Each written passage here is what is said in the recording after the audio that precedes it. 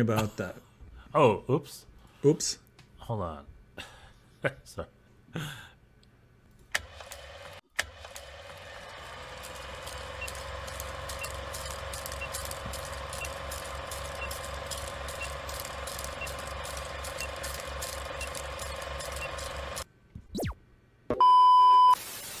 Sie hören Sport und Musik. Das Spiel ist aus! Deutschland ist Weltmeister! Mario Götze! Mario Götze! Tonight, whether you call it football, or soccer, a German American and a German in America dare to call it Fußball. German foosball from an American point of view. Let's add some buns to that hamburger and join them for the Schnitzel Boys Deutschland Hour. Yeah! Oh, that was a rusty opening. We took 1 week off, and the opening, I didn't even know how to start the show anymore. You just put us live. I just put us live. As I was talk about your ignorant. as I was saying how I don't know anything about the Holland game, but I now know the result. I used our open to Google the result. Well, this is actually a good opportunity for us, Bjorn. Okay. Because we took a week off, and you were off in the middle of nowhere. Talk about that.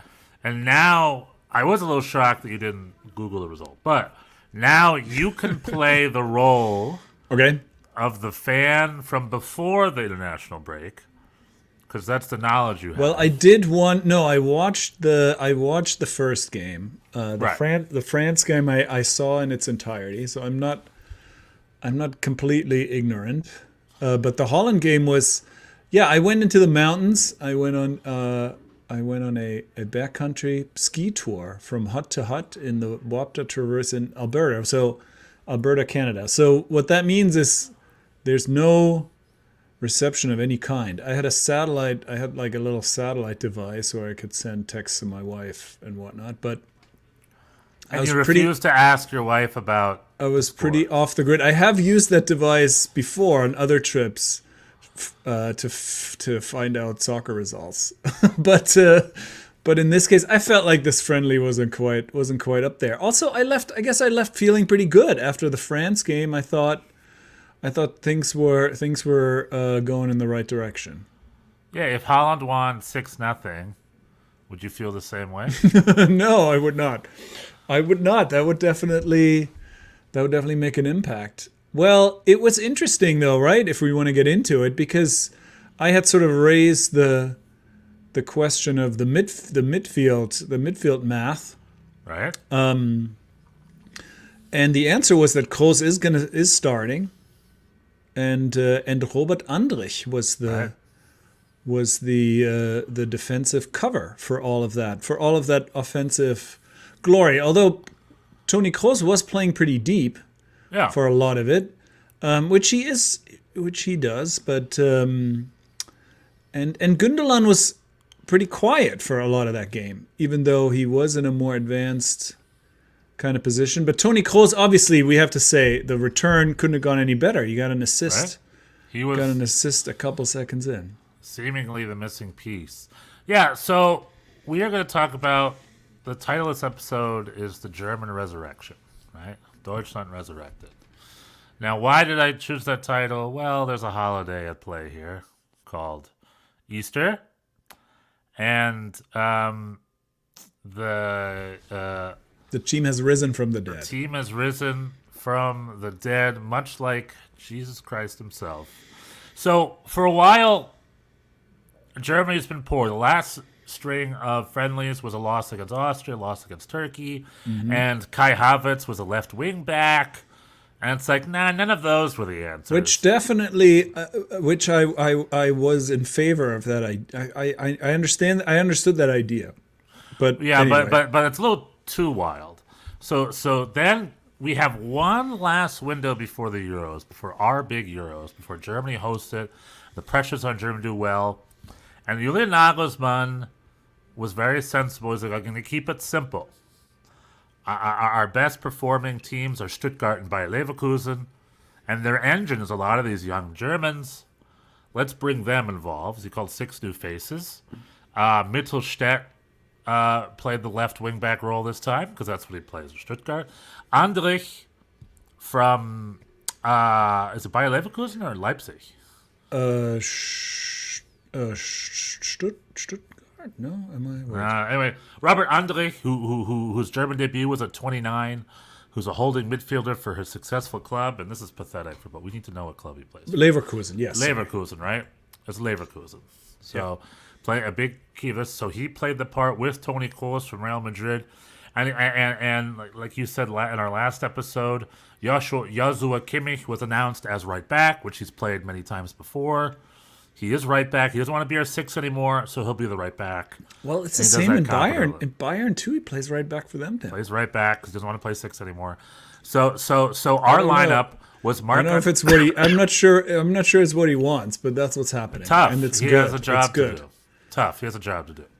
So we got Marc-Andre ter Stegen in goal, which I liked, by the way. And we'll get to that later. Mm-hmm. Jonathan Tah and Antonio Rudigers are back too. That hasn't changed. Mittelstädt left wing back. Kimmich, jeez, I need water. Excuse me.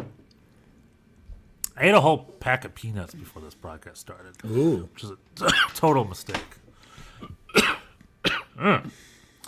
Kimmich right back. 2 holding midfielders. Andrich and Kroos out of retirement, and Kroos playing deep. Huge. Because it took a lot of the pressure off Gundogan, who finally has the support he needs to be our number 10 up top, where our captain's armband. Yeah.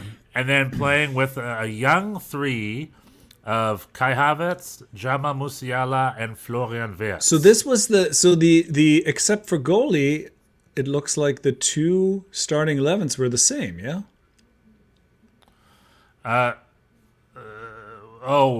Good question. I'd have to In Google France, that. I don't know and if that.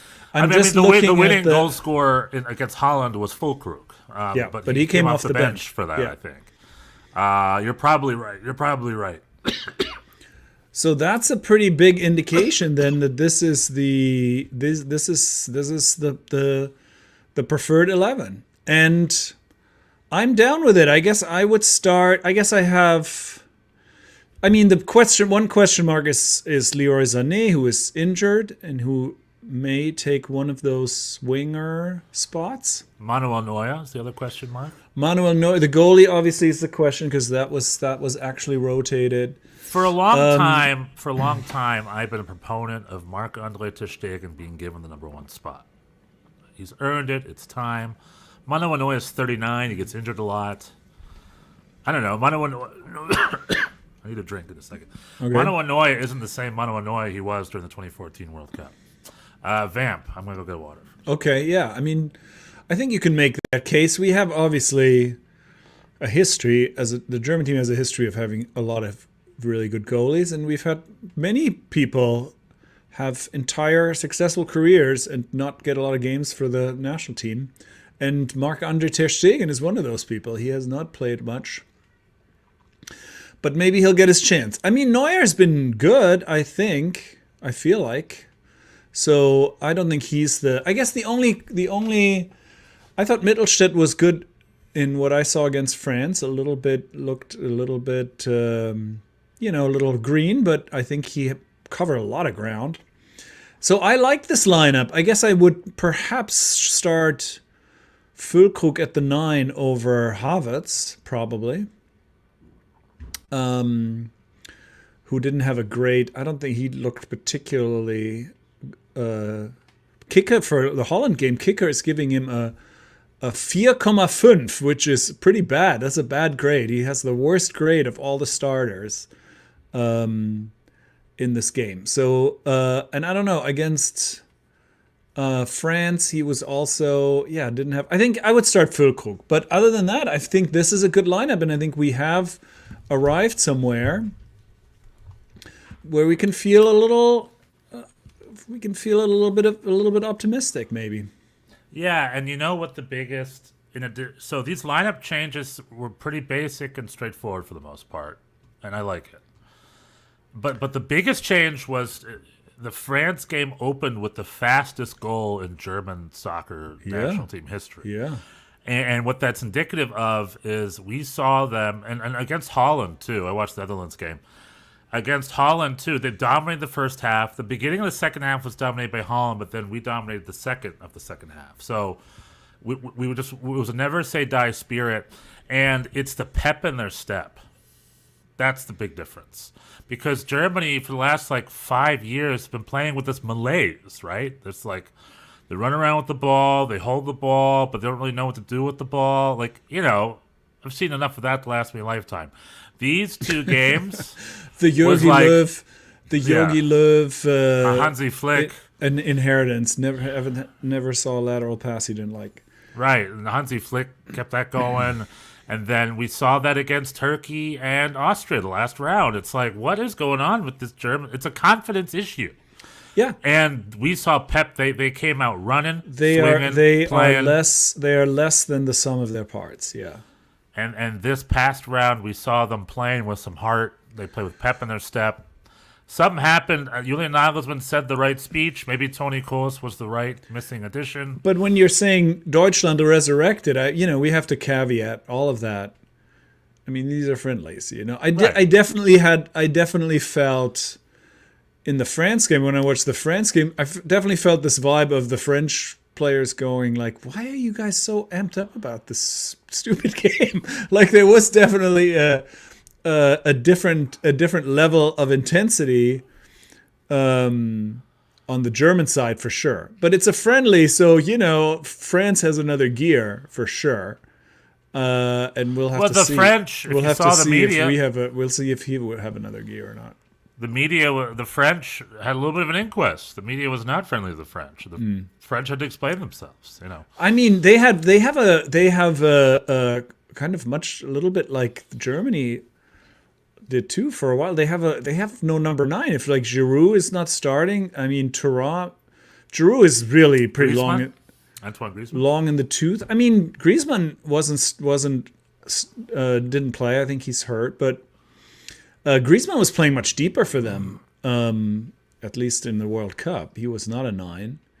And I don't know who's their 9 is. I think Giroud is long in the tooth. Thuram looked really toothless. And so, they have Kylian Mbappe. Obviously, they have Mbappe, and that's. But even a mediocre number 9 should do some good for them. I don't know, but anyway, I think there's a little bit of a question. It's a friendly, It's not like. True. We're now the favorites to win the Euro. True, but this is also our only opportunity. Then our next game is a Euro game. So there's a friendly against Ukraine, right? They got some warm up. So the warm up, but beforehand, those don't count. Those don't count. It's just to keep warm and not. Well, not these be don't. injured. These don't count either. But yeah. Yes. However, they needed something. They needed one last ditch chance. I agree. I feel a lot better than I did previously. I thought I think the big takeaway is that this midfield thing really seemed to work, and that's been the weak spot where we had good names on the team.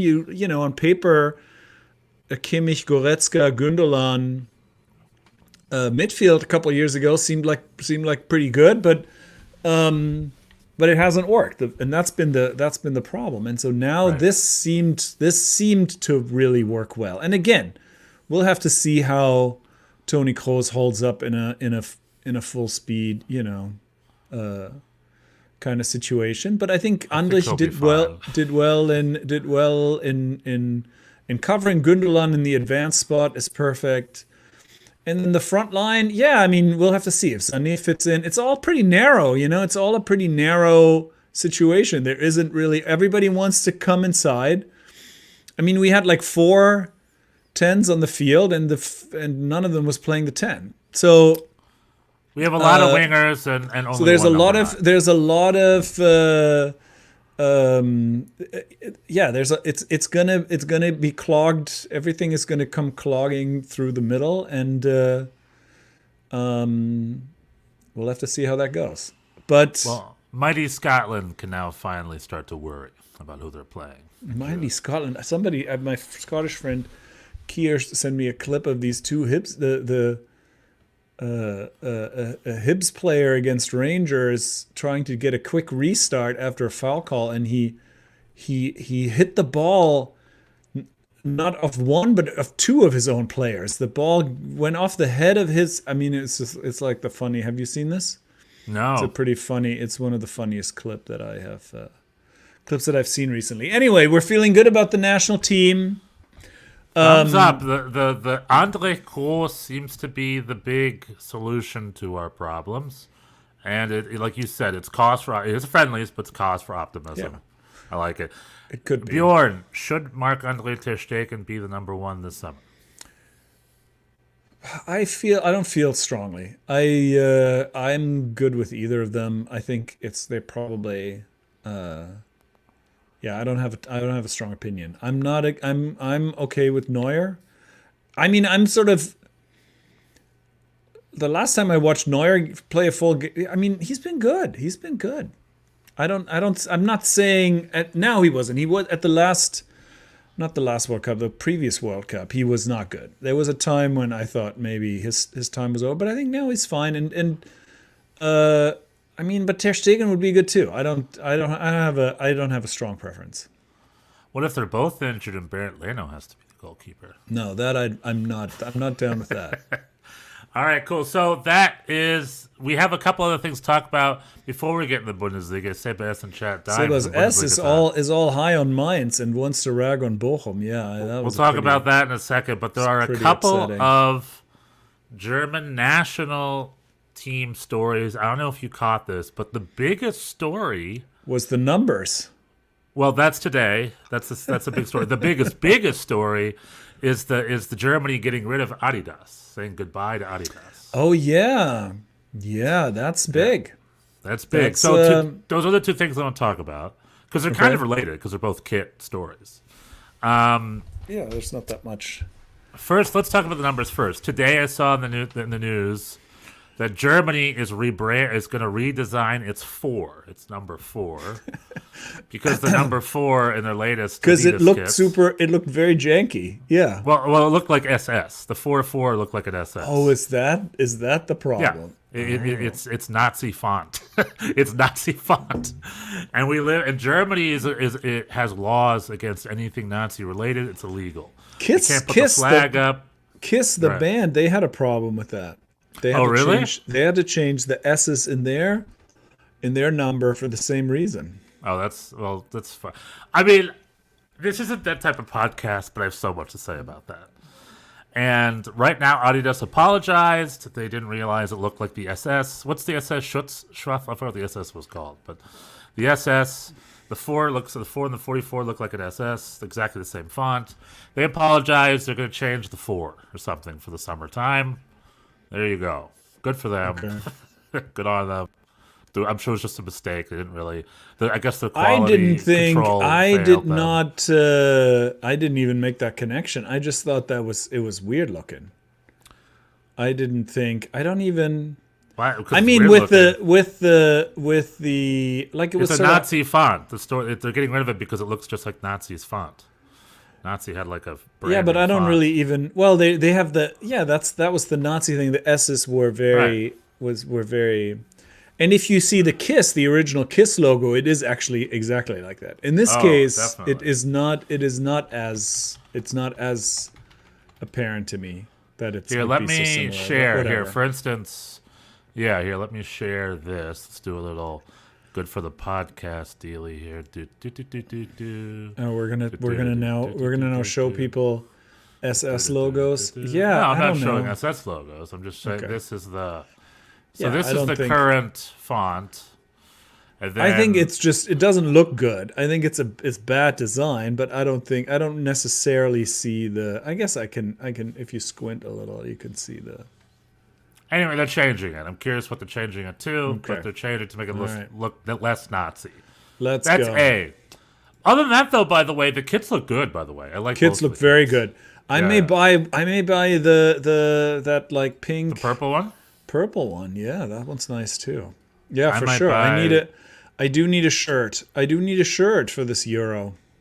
thinking more of getting the white traditional one.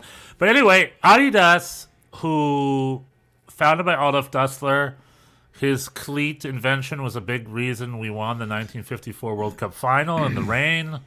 There is inherent, like, the national team and Adidas go together like peanut butter and jelly. this is the end of an era for sure.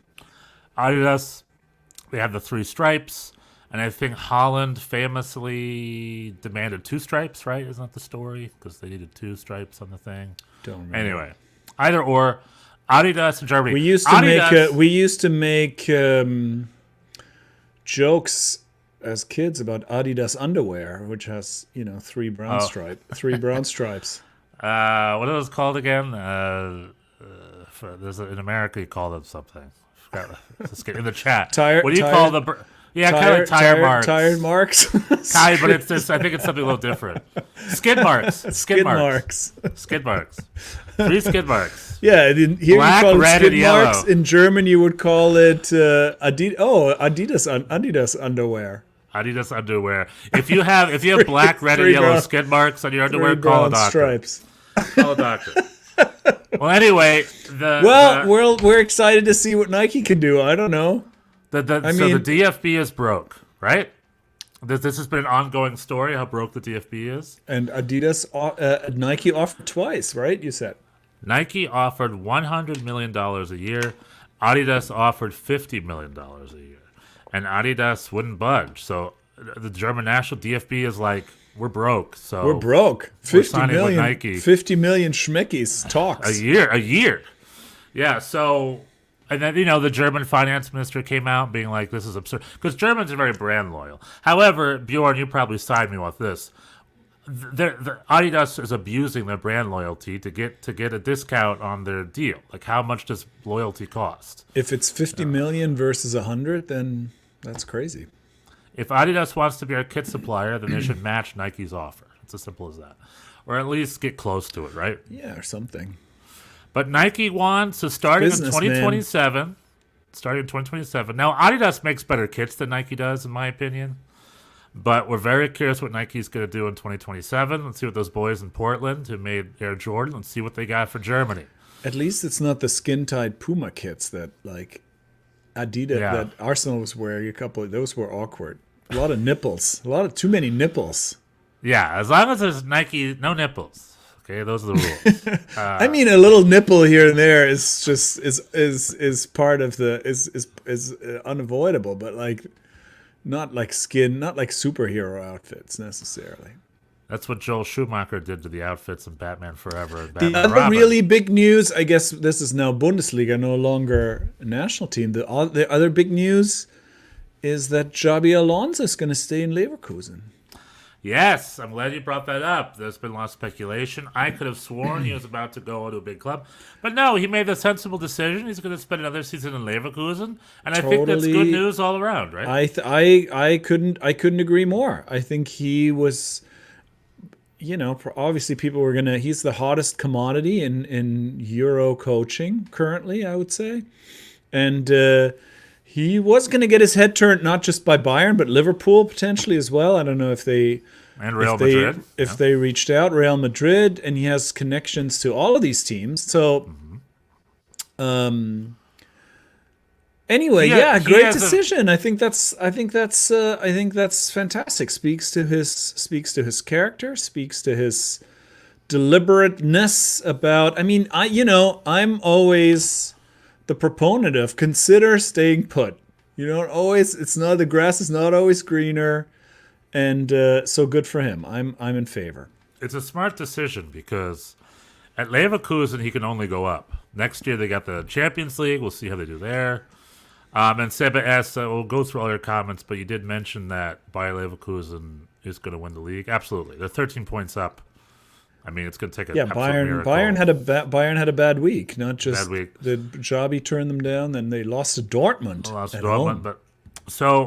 But let's be in Xabi's shoe for a second. Let's say he goes to Liverpool this summer. He has to fill the shoes of Klopp, super legend. He can only go down from there. That sounds like a disaster waiting to happen. Yeah, same at Real Madrid. They look like they have a chance to win Jurgen Klopp will perhaps win the Premier League. I hope so. On his way out, which, I mean, then they're going to... That has to happen. They're probably going to... They're going to build him a statue no matter what, but then they're going to build him an even bigger statue. Soccer is written by writers. If it was written properly, Liverpool and Jurgen Klopp are going to win the league this series and go out a champion. That's going to happen. Let's hope. Arsenal might win. That's also a big story because they've won it forever, but I'm rooting for Liverpool. I'm on the Liverpool because for our boy Jurgen, for Kloppo, for our boy Klopp. But then let's say that happens, then Xabi Alonso shows up. If he doesn't win the league title next year, they'll be considered a step down, right? So it's tough to fill those shoes. So it's smart for him to hang out by Leverkusen and still be a champion for another year, or whatever. Not champ, but still be a rock star for another year. Heck, maybe get him a deep run in the Champions League. Give him another season. Let Liverpool. I mean, even if they go back for a year, even if they go back to back, that'd be incredible. Let Liverpool implode on itself so he can come as a savior as opposed to someone following Jurgen Klopp. You know what I mean? Because Xabi Alonso take himself out of the running for Liverpool. Now they're like, who's our next coach? And like Roberto De Zerbi, I guess. No one's really. There's no more front runners. Xabi Alonso was it. He was the chosen child. Yeah. But it's also, these things come and go, and as a young coach, you do need experience. You can't just sort of keep chasing the next thing. So that's good. I'm down. Respect. I would respect. Even more respect to Xabi Alonso. Xabi Alonso's got 3 titles. He's got the league. He's got the cup. They're the only top flight team left in the cup. And he's got the Europa League. I would love for them to win a treble this year, and maybe next year win a treble with the Champions League. How about that? I mean, that is How about that? Getting way ahead of all kinds of things. Yeah, I mean, he'd be the super coach. Yeah, he'd be a super coach. Yeah, he'll be the super coach. That's true. But Bayer Leverkusen, Thomas Tuchel conceded that Bayer Leverkusen, obviously, because will be Champions League this year, so Deutsche Meister. It's real, Bjorn. It's not a drill. We finally, now it's not official yet, so I hate to. I'm not gonna believe it until the math checks out. So we have the magic number. The magic number is 8, I believe. 9, actually. Yeah. There's 7 games. So Bayer Leverkusen needs 9 more points. I mean, combination of them getting 9 and Bayern dropping. Because Bayern has 60, so 7 games left. So they can get to 81. So they need to get to 82. So yeah, that's going to happen. We will reserve our curse till later. So I will not continue saying. We will not. I said I don't believe it until it happens, but it's going to happen. You're right. It is going to happen. Now I do believe it. Bayern München played Dortmund over the weekend, and typical Dortmund style, it's finally the first one they've ever won, the one that meant almost nothing. Everyone's like, der Klassiker. I'm like, who cares? Bayern's hanging out in second, Dortmund's hanging out in fourth. It's meaning a lot to Dortmund. It's meaning a lot to Dortmund because they are fighting for that last Champions League spot against Leipzig, and I would have thought before this season I would have said Dortmund and Leipzig are both Champions League teams, but one of them will not be, most likely, unless Stuttgart really chokes, but they don't look like they will. Let's hope not. Most of those guys are our national team guys now. And none of these teams, this is another, like these tables, you look at these tables and you only look at the position most of the time, but it's always very different from year to year. Like Bayern and Stuttgart are averaging more than 2 points a game, which is not bad. Even Dortmund is close to that average. And so there's a bunch of pretty good teams on top. It's just Leverkusen have dropped 8 points all season. They haven't lost a game. So it's like they've just been dominant. They got a little lucky this weekend. They had to come back from a halftime deficit. And then on the other hand, on the relegation, yes, Bayer Leverkusen had a hard time. If you want to watch that game, watch the last 5 minutes. It's amazing. I bet. They scored. It was 1-0, and they tied and then got a winner in stoppage time in the last 5 minutes. Mm-hmm. Bayer Leverkusen, and they've done that more than once this year. They are never say die. They're still the Invincibles, and they still haven't lost a match. Like David Riccio said, they've got. Are they against Kaiserslautern in the cup? Let's take a look at the DFB Cup real quick to see who they got. Or is it Saarbrücken, the other little Cinderella team? No, Saarbrücken got Kaiserslautern and Fortuna Düsseldorf have Leverkusen. Both games. Oh, excuse me. Saarbrücken, Kaiserslautern tomorrow. Leverkusen, Düsseldorf on Wednesday. David Riccio in for Kaiserslautern. I love K-Town. Let's that go would also Kaiserslautern. be that those. Yeah, they'd be ready. They'd be ready to party. What I was gonna say is, on the relegation side of things, we have the opposite. Like my team hasn't won a game since we beat Bayern, but we're still 6 points ahead of the relegation zone because everybody else is just so terrible. We lost a point. We gave up, as Sebas S is pointing out correctly in the chat. We had a 2-goal lead against Darmstadt, last place Darmstadt. And I thought, well, this obviously is going to be 3 points easy in the bag. I didn't watch.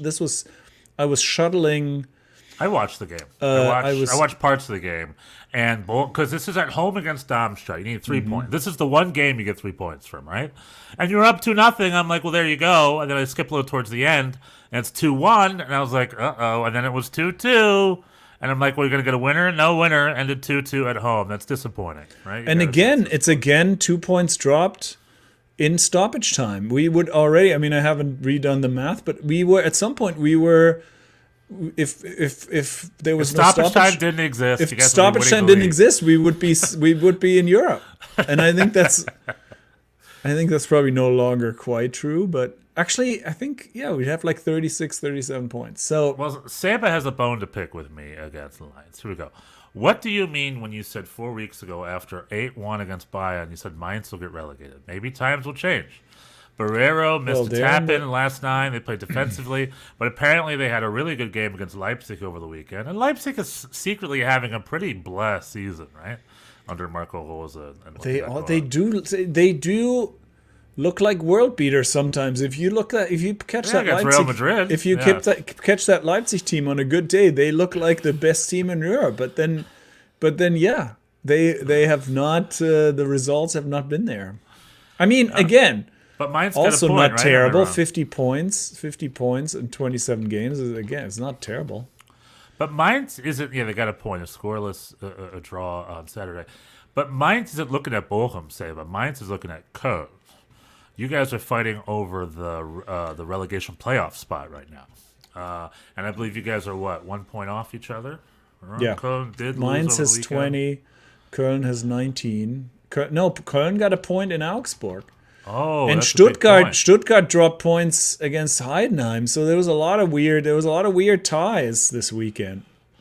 Yeah, Mainz at 20, Köln at 19. Bochum, despite dropping points, there's still a 6-point gap, still a 2-game gap. But that's only because everybody else is so terrible. We are bad. We are also bad. Everybody else is just worse. You haven't even cracked 30 points yet. Sebas is saying I won 15th, not 16th. We're trying our best. We're trying our best to make it happen for you. Well, when is the Mainz Bochum game? Right? Is that coming up? Is it coming up? Didn't that already happen? Bochum is playing Köln next week. That's big. Away at Köln. We played Mainz.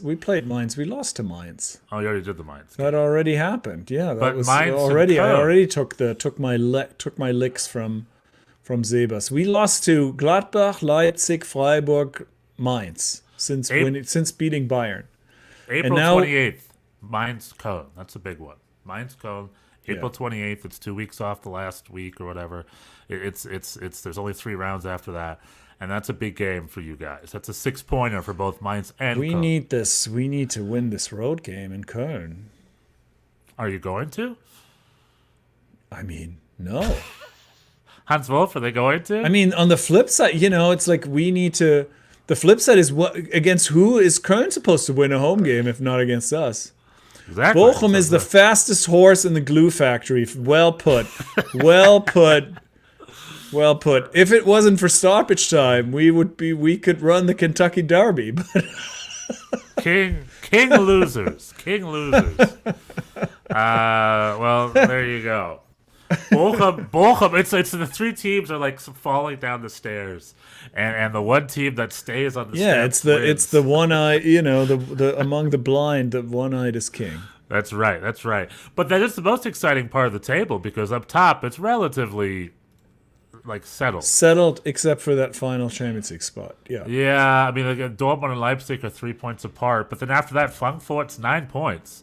So it's really just Dortmund and Leipzig fighting over fourth. That's what we're looking at up here.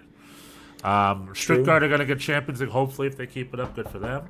And it's a godsend that a young group of Germans on Leverkusen and Stuttgart showed up this year just in time for the Euros to change up our national team. So it's a lot of ways it's exciting times in Germany. It's the first non-Meister, maybe. And then the second division is the return of the North. Sao Paulo might be running away with Bundesliga. That's becoming increasingly real, isn't it? Yeah, that's definitely becoming. I think where are they at? They're up by a few points now. They're up by 5 points. They have 11 points. I mean, what are you looking at? They have 5 points over second, but that doesn't matter. They're 11 points over third. So I think Sao Paulo is going to be a Bundesliga club next year. So they're hold on. What is the Holstein Kiel, which is hilarious. So their magic number is 11. Yeah, they need 11 more points or Düsseldorf to drop. And then Hamburg and Düsseldorf and maybe Hannover are fighting over that relegation playoff spot against what could be Mainz, probably Mainz or a Cologne or a Bochum maybe. Please, so, no. Well, maybe. I'm saying maybe. You never know. Promotion relegation, baby. But I, for one, would love some northern clubs to get back in there. Hamburg and Kiel coming in there with a swing. I love it. With all the rainstorms up in Kiel, in that shipping container of a stadium they play in. Let's do it. Bring it up, baby. Yeah, I don't know. I think, I don't think nobody's excited about Kiel. I think St. Pauli will be fun. I don't know if anyone wants Kiel to.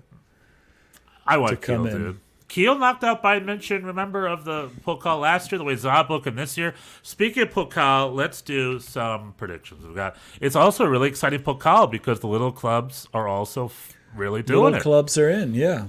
And that's actually happened this week, yes. Yeah, tomorrow and afternoon. So tomorrow it's Saarbrücken against Kaiserslautern. Now, Saarbrücken is the third division club. Düsseldorf and I believe Kaiserslautern are in the second, right? Isn't Kaiserslautern second division, or are they still third division? No. So, but I'll tell you, Saarbrücken has had quite the season. They knocked out Bayern München. Then later they knocked out, was it Werder Bremen? They knocked out another top-flight club to make their way to the semis here. They knocked out Borussia Mönchengladbach. That's who they knocked out. Leverkusen knocking out Stuttgart. That was a game for the ages. Düsseldorf knocking out St. Pauli, and Kaiserslautern getting one over Hertha Berlin. So Leverkusen and Düsseldorf, you got to give this one to Leverkusen, right? On Wednesday, not according to Florian Kastenmeier, the goalie keeper of Fortuna Düsseldorf. He said they got to lose sometime. Why not against us? I love the spirit. That's the spirit. And then tomorrow it's Saarbrücken hosting Kaiserslautern. I'm sorry, David Riccio. I'm going to have to give this one to Saarbrücken. No. No chance. What do you mean, no chance? No chance. Why Kaiserslautern all the way.